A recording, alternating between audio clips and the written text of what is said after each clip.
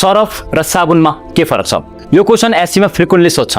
एससीले तिमीलाई छोड्ला तर यो क्वेशनले एससीलाई छोड्दैन। सरफ र साबुनमा के फरक छ? आऊ म तिमीलाई बुझाउँछु। Welcome to 100 days 100 videos challenge where science is made easy and simple to understand. Today is day 37. साबुन र सरफ दुईटै कपडा धुन युज गरिन्छ तर तिनीहरू बीच केही फरकहरू छन्।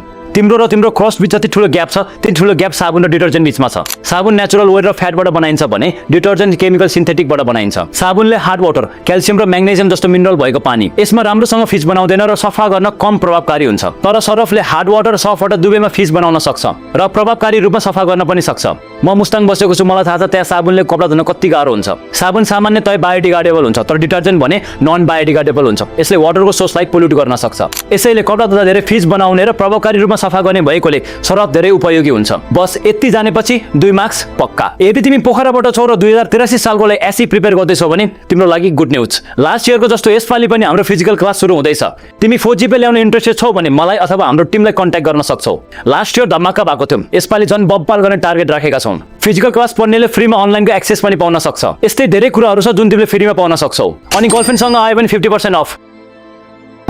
अनि एनईबी स्टे ट्युन, तिम्रो लागि बब्बाल अफर आउँदैछ।